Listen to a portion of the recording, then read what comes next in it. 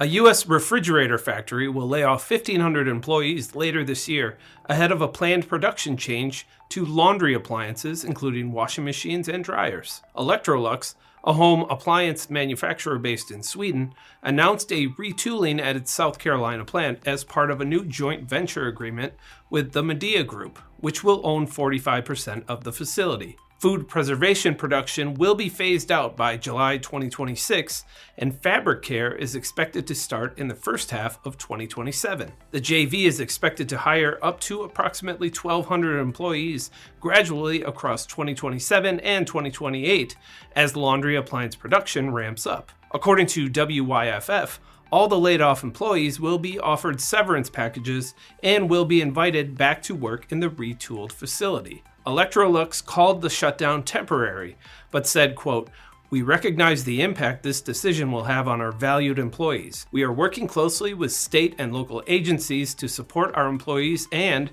where feasible, assist with placement in alternative roles within the Anderson community." The Electrolux and Midea JV will also co-own a refrigerator factory in Juarez, Mexico, while Electrolux will continue to run its facilities in Tennessee, North Carolina, and Mexico. The JV and production changes for Electrolux come as the company is pursuing, quote, "targeted optimization of the global manufacturing footprint to improve capacity utilization and drive cost efficiencies." The company said it expects a net reduction of approximately 3,000 employees globally over the next 2 years. According to Reuters, Electrolux's North American business has struggled for years with high costs, struggling factories, and increased competition.